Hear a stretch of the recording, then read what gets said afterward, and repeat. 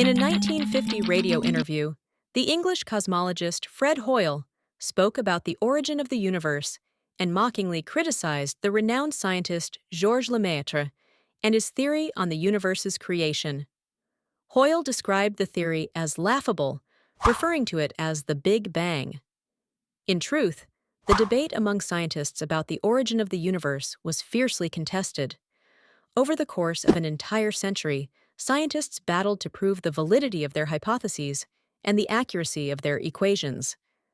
This struggle spanned 100 years in the quest to provide an explanation for the universe's inception, a theory that could be verified mathematically and leave no room for doubt.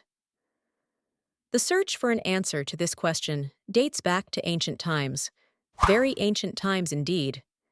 It traces back to the era of the famous Greek philosopher Aristotle, who presented a naive concept of the universe's origin, claiming that Earth was the center of the universe. Many long years passed until 1915, when Albert Einstein introduced his famous theory of relativity. Einstein demonstrated through mathematics that the universe was homogeneous, isotropic, static, and unchanging. This implied that the universe was eternal, with no beginning and no end. Since Einstein was the most renowned scientist of the 20th century, this theory was accepted by the entire scientific community until 1922. That year, two rebellious scientists emerged to prove Einstein wrong. These were the Russian physicist Alexander Friedmann and the Belgian priest and physicist Georges Lemaitre. In 1927, Lemaitre proposed a new hypothesis for the origin of the universe, that it was expanding and not static, as Einstein had claimed. Lemaitre proved this using mathematical equations. In 1929, American astronomer Edwin Hubble confirmed Lemaitre's hypothesis, demonstrating that the universe was indeed expanding. Hubble showed that galaxies exist and that these galaxies are moving away from us at speeds proportional to the distances between them. This became the foundation for the theory proposed by Friedmann and Lemaitre, which would later be called the Big Bang. In 1931, Georges Lemaitre introduced a second theory on the origin of the universe, which he called the primeval atom. According to this theory, the entire universe was once condensed into a single point, and a massive explosion caused it to expand to its current state. This was the first time science had seriously considered the idea that the universe had a beginning.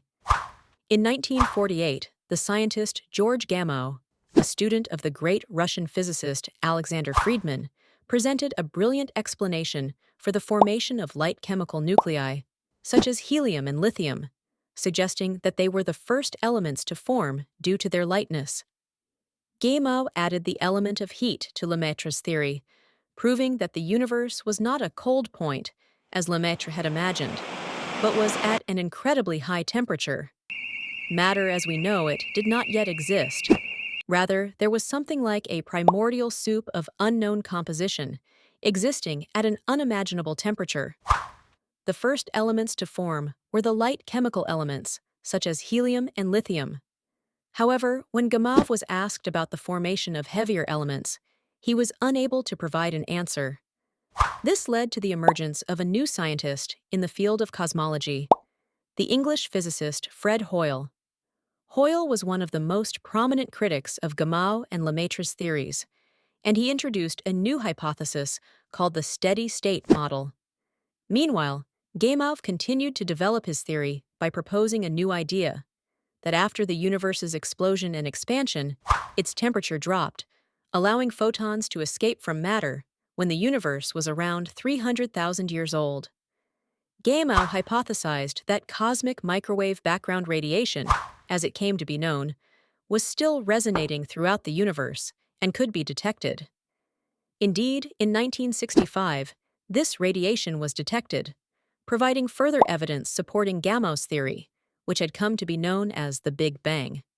This theory suggested that the universe began 13.8 billion years ago as a single point of incredibly high density and temperature, with all four fundamental forces of nature: gravity, electromagnetism, the strong nuclear force, and the weak nuclear force, united in a single fundamental force.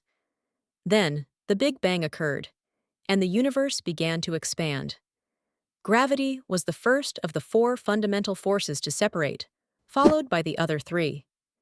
In 1978, scientists Arno Penzias and Robert Wilson won the Nobel Prize in Physics for their discovery of cosmic microwave background radiation, further confirming that the Big Bang Theory was the closest model to reality.